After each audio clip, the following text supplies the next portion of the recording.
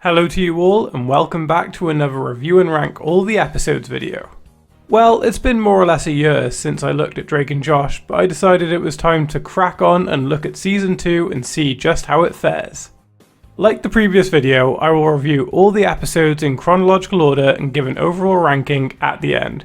If you haven't seen my Season 1 review and rank all the episodes and would like to, then I will leave a link in the description for you.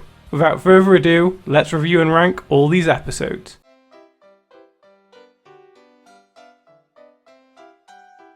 This is an interesting and fun opening to the season.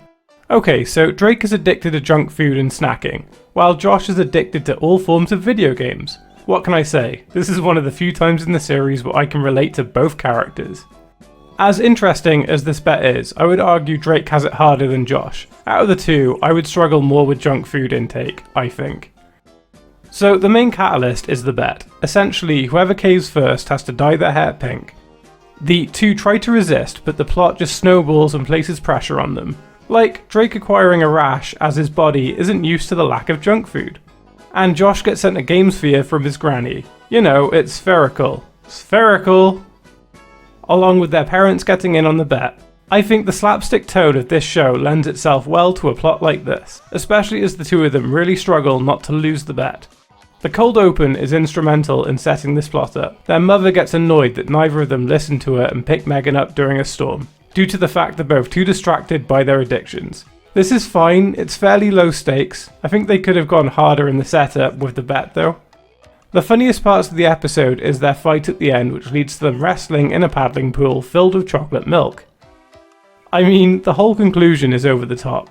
Josh becomes Willy Wonka and turns their bedroom into his factory. It's not necessary, yet it's so amusing. I also want to give a shout out to their science teacher. Her deadpan expression when explaining the human anatomy is really funny, whether intentional or not. This is also the first time we see the doctor who lives next door and charges insane amounts in exchange for not doing a lot, a gag which is utilised a lot across the show.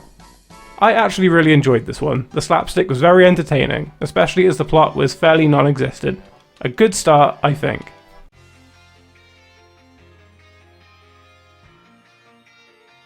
This was a very fun episode. I actually enjoyed it a whole lot.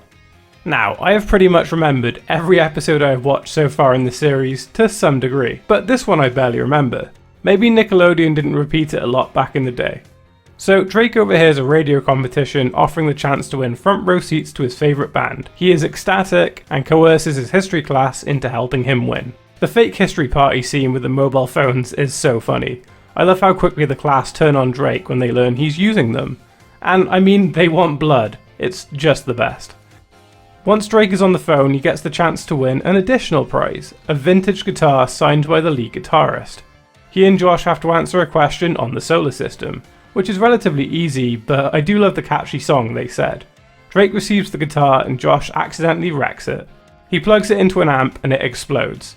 I like Josh's reaction to this. He feels a lot more real in situations like this, especially as I panic in the exact same way, so it just hits home for me every time.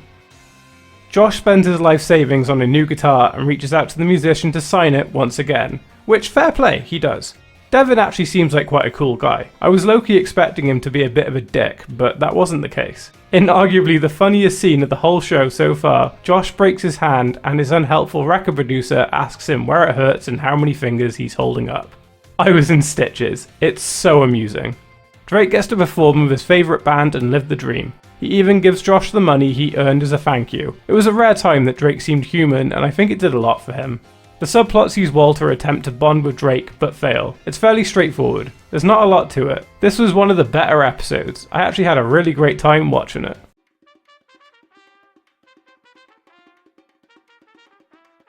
Well, it's finally appeared. We have our main staple location with Drake and Josh, the movie theatre. This is also the episode which introduces the fanbase to two of the most popular characters in the whole show. The ever so unhinged Crazy Steve and Josh's no-nonsense boss Helen, who clearly loves Drake a whole lot. A bizarre yet fun first encounter with Crazy Steve leads to Josh getting a job at the Premiere Theatre. A fun and interesting status quo change for the show, and one which sticks for the rest of the series. This feels very organic and relays a good message of having a sensible work ethic for younger people looking for part-time work alongside studies. Like back in university, I worked at a nightclub while studying. We quickly see just how much Josh enjoys the work and how much the work means to him. Only, Helen largely doesn't notice him. I mean, as funny as it is, he does introduce himself like 3 times to her across the episode. Despite all of his hard work and effort to be noticed and receive a promotion, she only seems interested in Drake. Okay, so Drake receiving the job was funny. Hey Helen, can I have a job? Sure, start tomorrow. I love the joke and how low energy Helen is. Their work ethics are sharp contrasts to each other. Drake just coaxes through the work while receiving praise and a promotion from Helen, despite not doing anything at all really. I appreciate that the conflict of this episode is hard work versus being lazy. But I think they take it to an extreme. Like, I think Drake is a bit of a dick in this one, especially as you can see how hard Josh is trying, yet he doesn't care. The conclusion with the popcorn contest is amazing and relates so well to real life. I could easily see this happen, especially with everything being on social media now. While I think it was supposed to be a nice gesture on Drake's part taking the fall for Josh, it landed a bit flat for me as I really don't think he cares about the job at all, so it isn't much of a sacrifice. The best things about this one is all the setup it does for the show going forward and the fact it's really funny. Any scene with Drake, Josh and Helen is pure gold. I enjoyed this one. It was entertaining, to be fair.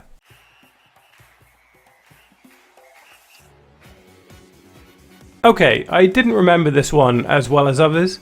I think this may have been an episode Nick in the UK didn't air very much. So Josh wants to be seen as cool by his peers, which he isn't.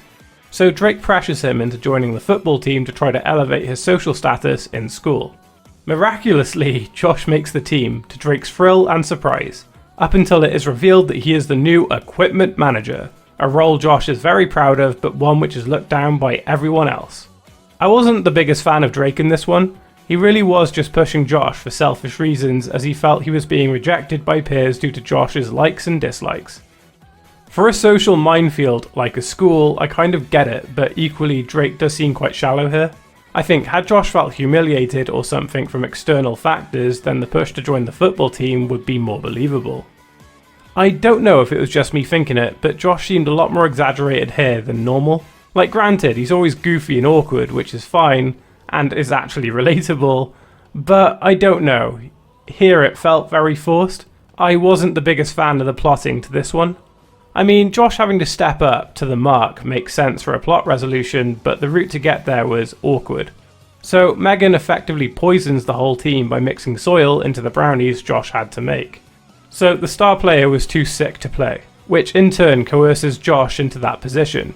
Josh is too scared to play, so a janitor takes his place, until he can't, at which point Josh randomly decides to, be brave. Ignoring the rest of the scene is a nice moment between the two boys and does a lot for Josh as a character, but it was just messy getting to it. I thought the coach was a really funny one-off character. I like how he defeats stereotypes of gym teachers and just wants to sing. I support his ambition. Get that man a karaoke machine, I say. Apart from him, I really don't think the rest was all that great. A bit of a flimsy plot, and there wasn't much else to it really.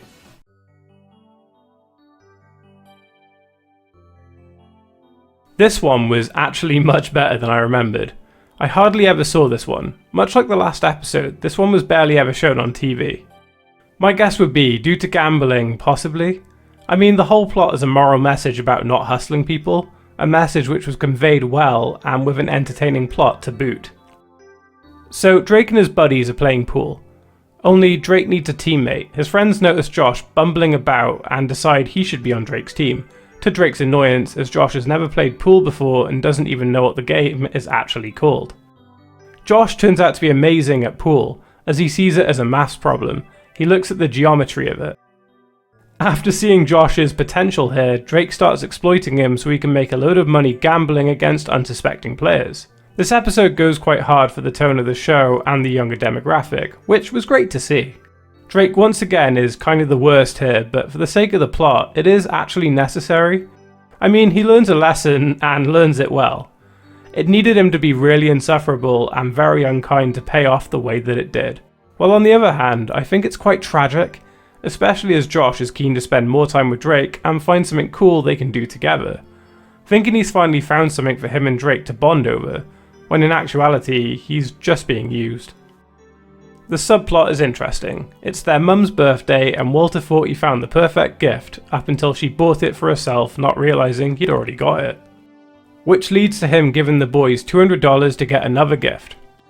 They come across a pool hall filled with people who wouldn't tolerate Drake's shenanigans. Josh hustles them and quite aggressively badgers them for payment. I realise this is an act, but it was so fun seeing this confidence in Josh. Drake almost makes poops because he's scared and apologises. Learning his lesson, he vows not to do this again, at which point Josh reveals it's not real and he just wanted to show Drake the dangers. Overall, this was a great episode. I enjoyed it a lot.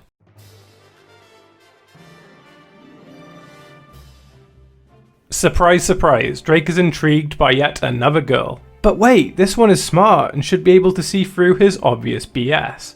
I joke, this one was alright. So, as I said, the main catalyst for this one is Drake taking an active interest in a smart girl called Michelle, a girl who is in the same classes as Josh. I did find it a bit weird that they know each other but didn't interact in this whole episode. Drake wants to spend time with her and get to know her, but is worried she won't like him if she knows he isn't bright, like, at all. I know she doesn't really know Drake, but I think it's quite obvious from just chatting to him that he hasn't really got a lot going on in there. I actually thought the plot was essentially the same as First Crush from the first season, where Josh tries to get a date with a girl he likes but struggles to chat to her, so Drake helps by trying to teach him guitar. Only it's flipped here. I think this sort of plot works a lot better with Josh. He's naturally more rootable and believable as a person. Here, it was quite hollow, I found. Even if Drake's feelings for this girl are legit, possibly it was the execution. I mean, he was obviously thirsting after her and his means of interaction was questionable at times. While this is going on, Josh is adamant about getting revenge on Megan, a fun concept and one I wish was explored further as a main plot. Ultimately, this doesn't go anywhere. The largest piece of development was Megan giving the boys the technology to communicate during the academic contest. I mean, the ending was bog standard. Josh helped Drake cheat by giving him the answers. There's not all that much substance to it. The radio interference with the fast food place was funny though. I did laugh. Also, Craig and Eric are on the team. They know Drake. They know he isn't smart. I think it would have served the plot better if it was other people on the team with him and Michelle. The plot was fine. Not the worst of the whole series, but not the greatest either.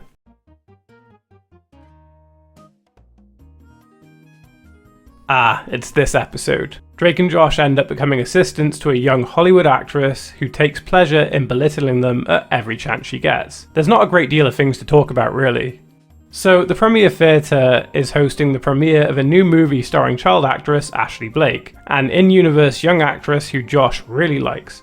Only she ends up being quite a horrible young person. She is cruel to those around her, winds Josh up to no end and even fires her brother as well.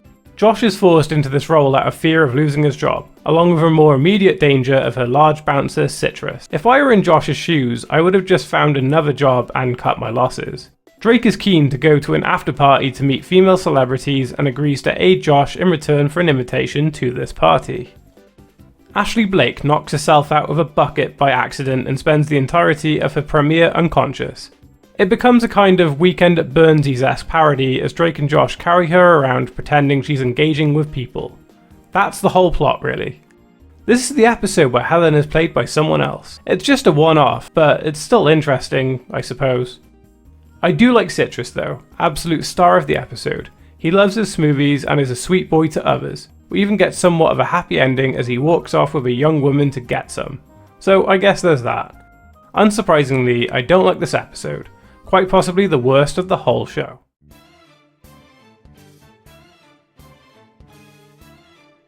This is a phenomenal episode of the show, and has so much good going for it.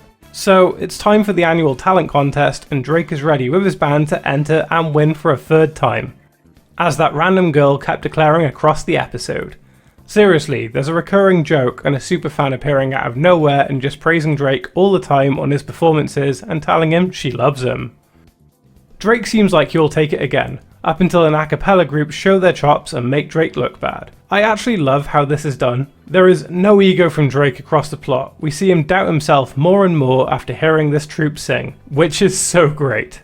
I think it makes the whole story feel that much more real and the universe believable as well. I think the fact these creeps straight up stole Drake's song and didn't show him until the day of the contest was excellent. In one move, it's both a cruel action and really rattles Drake to his core.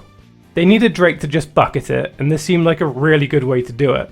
I also think something cowardly like this pushes Drake more as the protagonist. Normally, he isn't the most rootable person on the show, even when he's the lead, but this episode writes him so well, I was fully engaged and rooting for him. The whole homage to the Blues Brothers was a dynamic way to end the episode, especially as the plot had already alluded to the existence in-universe. It built on the existing story and never felt random or out of place. The other plot thread sees Josh appear on the Weather Channel alongside Walter as its special Young Anchor Day. Megan is bitter about the fact that Walter chose Josh and not her, so she decided the best course of action was to mess with Josh's head.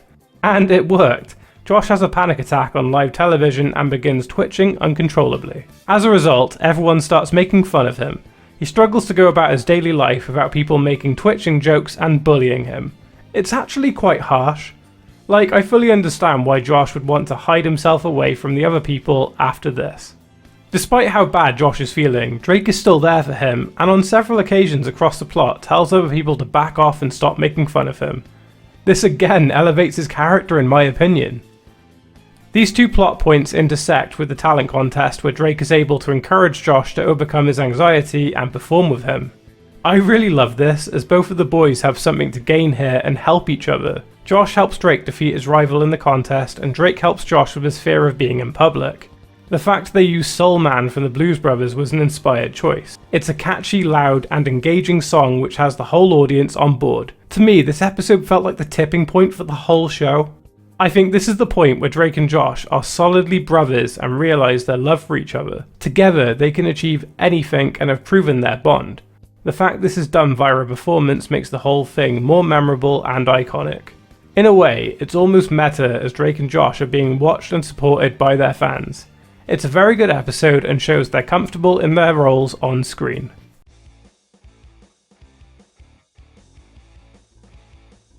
Okay, I didn't mind this one. I don't feel like all that much happened in it, but it was very slapstick and funny to watch. So, as the title implies, this one is about the boys trying to get their driver's licenses. The actual build-up to their tests was funny and executed well. We witness how both of them attempt to tackle this issue. Josh is anxious and is reading up all he can on the subject, whereas Drake is playing a driving video game with a wheel controller. I was shocked at how relatable both scenarios were. They are both the things I would do. Following on from this, Walter sets up a simulator for them. This just feels purely funny from start to finish. Drake's eagerness to run Megan over from them all being sprayed with water pistols relentlessly. So incredibly dumb, but equally amusing. The actual driving tests themselves are to be expected in typical Drake and Josh style. Drake has a fun test with an eager young woman that he is attracted to, whereas Josh has a bitter old woman who hates teenagers. She terrifies Josh while he was already nervous. It looked like he was going to make poops in the car, but it was still very funny. I'll turn on the air conditioning. Let me just put up your window. Sorry. Do you want me to rub it? No! I think that has been the funniest interaction of the whole season. The rub it remark literally had me in hysterics. Unsurprisingly, Drake failed his test and Josh passed his. Although very quickly, Josh gets a ticket and Drake pays it off. He then ends up exploiting Josh, telling him he will tell Walter if he doesn't drive him places. Drake does become a bit of a male reproductive organ in the end. He dresses Josh up as a chauffeur and tells his date that Josh is a family driver and that he is called Chives. This is mean-spirited, but I think the whole thing is so funny that it outweighs it this time around. It's horrible and we all know it, but equally it's ludicrous and just hilarious. Josh gets another ticket and he and Drake fight in the car. Cut to credits, not the best story, but I did have a lot of laughs with it.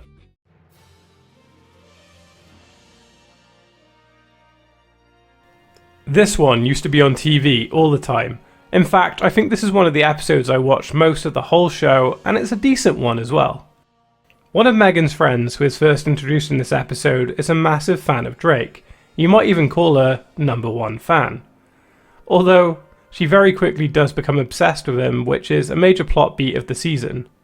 So, whilst at their house initially, Wendy seeks out Drake. She tells him that they briefly met before in a supermarket and that she loves his music. I think small moments like this, where people recognise Drake for his music career, is good. It shows that his music is enjoyed by others and he's actually taken off. I hope to see more of these moments for the rest of the show later on. But yes, essentially she becomes obsessed with him and it spirals into a very toxic thing. My biggest tripe is I feel like it all happens in one go. I think it may have felt more organic if they built up to it more. She seems quite intense from the get-go, but I suppose at her age it would be a lot to deal with and that's what they were going for here. She does things like be rude to Drake's date and fat shame her. She plasters Drake's school with posters for his upcoming radio gig and changes his answering machine to imply they're together. I think it's meant to be quite a sweet gesture, and to be fair, the ending is. After Walter gets tied up, he has a mini breakdown and quits leading Megan's campfire troop. He forces Josh to take his place. Josh tries his hardest to engage these kids, but none of them are interested. I do think these scenes are funny, especially Megan's backsass at the cinema where Josh is trying to teach them. I think this campfire gang motif works as it's an organic reason for Wendy to be at the house and by extension around Drake a lot. So there wasn't a need to try to write her into the play settings all the time.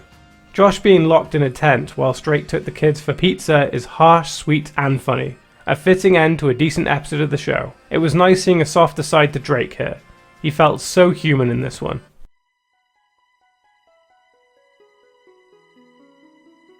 You know, for such an incredibly dumb concept, this really wasn't that bad. So Josh has a magical shirt that gives him incredible luck. Things like good grades, Megan not being able to prank him, and pulling a model.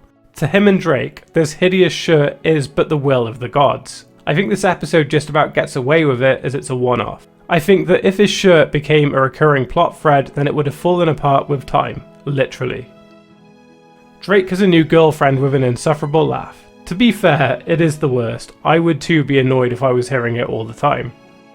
I think they had to give her an annoying, unrealistic quirk to push Drake to end things. Otherwise, it seems a bit harsh watching him attempt to dump a random girl. This episode is also the first to introduce Miss Hafer, Josh and Drake's English teacher and a recurring character from here on out. Similarly to Helen loving Drake, Miss Hafer loves Josh, but she actively hates Drake. Again, a recurring sort of joke or kind of interaction exhibited for the rest of the show. I do think they took it too far here, and it works a lot better later on in the series. It was kind of annoying me as she was asking Drake questions and he was answering correctly or giving worthwhile opinions. Like, yes, she doesn't like him, but she seemed quite unprofessional here. It works much better later on when Drake can't answer questions or says something stupid. It makes a harsher tone and responses more believable. So Drake wants to dump this Kelly, but can't. Miss Hafer said she will make Drake go to summer school if he hurts her daughter. I mean, fair enough. Drake isn't exactly a saint when it comes to his relationships with various women on the show. I can understand why she would be protective of her daughter here. In the end, Drake and Josh squabble over who gets to use the magic shirt, which is now in pieces to get their desire. A dumped girl and a model. In the end, they decide to take it in turns and both actually get what they want for once. I think this episode is just okay. Nothing too great to shout home about, but I figured something including a magic shirt would be much worse than it actually is. Which is very fair in my opinion.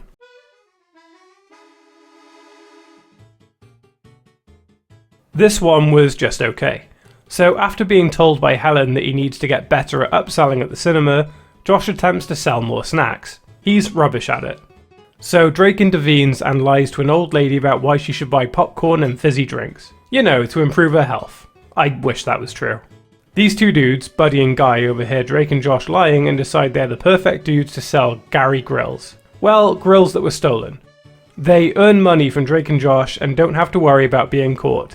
Drake and Josh relish this opportunity to make some serious money, which is interesting as it was established last season that Josh couldn't lie to people, whereas here with Drake he becomes a natural at it. They sell and actually make a whole lot of money, well up until they get caught by the FBI. I actually think the whole interaction with them selling the agent's grills is really funny. It's how the boys are oblivious to everything that's being said and who they are. Wait, you want all of them? That's right. Sorry, we only accept cash. These are badges. Dude, cash only. I don't think you understand. They are then interrogated about this. The FBI don't seem to believe them as Drake and Josh match the description of the thieves. They also think the names Buddy and Guy were obviously fake. It takes a sting operation from Megan to bring the guys down. I actually found the whole scene fun. I think it shows Megan's bravery and just how manipulative she can be. The joke of Walter getting slapped by the lady was a great payoff too. The real Gary Coleman turns up at the end and repossesses all of the stuff Drake and Josh bought with the stolen money, which is fair. I did find parts of the episode to be very amusing, but on the whole, I didn't find it very engaging. It felt like a shorter plot was sort of stretched out into 20 minutes. I don't feel like all that much happened.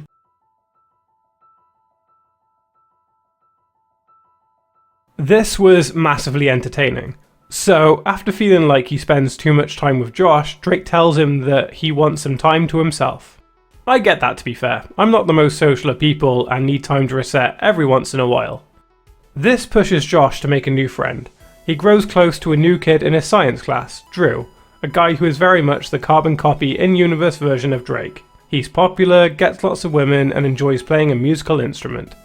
This causes Drake to get really bored and jealous. I actually think it's kind of sweet and a bit tragic that he attempts to recreate he and Josh's bond with Megan, only for her to not take it. I mean, she does actually give Drake some sound advice, which seems slightly out of character, but it is a nice moment.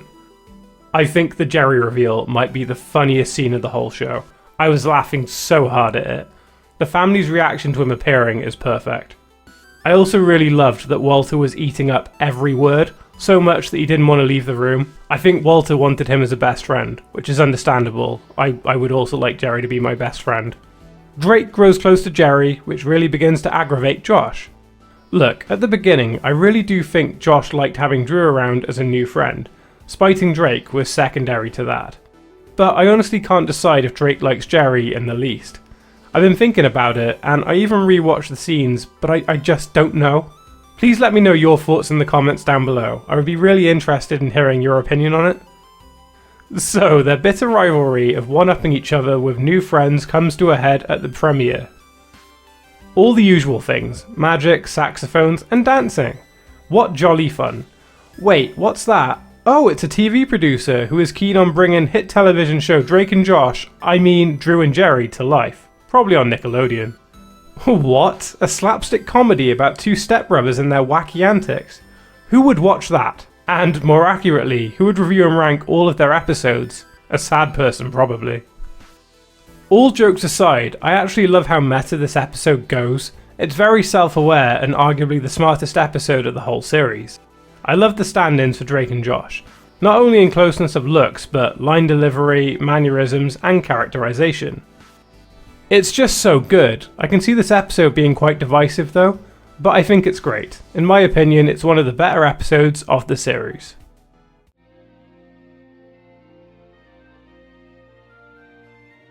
So, this is it, the last one of the series. Someone managed to get Mrs. Hafer's car and put it in the middle of her classroom. It's a very random crime. Whoever did it is trying to set Drake up and get him suspended from school, while also embarrassing Mrs. Hafer. So, she immediately blames Drake for what happened because it was conveniently parked where his school desk should be for that class. After discovering Drake's stolen jacket in the boot of her car, she suspends him on the spot. I'm not really sure if teachers have that power, especially as she isn't impartial here and actively hates Drake. She's not subtle about her hatred either. The whole school knows how much the pair of them despise each other. This leads to the concept of an honor council, the thing that this episode is named after. It's essentially Josh defending Drake and Mindy defending Mrs. Hafer. While we're on the topic, this is the first episode to introduce Mindy. I actually really liked all the scenes in the courtroom. To me, they were the best written parts of the episode. The court setting itself was a great vehicle to present Josh and Mindy's rivalry and later romance. Especially as Josh is put in such a compromising position, she has carefully orchestrated this whole thing, and Drake really didn't help himself either. For example, I found Drake's savage doodles to be a really funny moment. Not just the drawings themselves, but him awkwardly explaining to everyone what they are. It's just great. Along with Megan's website to illustrate that Josh is not a light sleeper. Fun fact, Megan's friend in that video is well-known actress Emma Roberts. I think the ending kind of falls flat though. I do like Megan's bluntness that Drake isn't smart enough to pull something like this off, but I think it would have benefited Josh's rivalry with Mindy if he were the one to solve it and catch her out. It just felt slightly anticlimactic to me. especially as she just sort of confesses and accepts it in the end. A fun kind of episode, I just think it gets let down in the end. So here it is, my ranking of these episodes.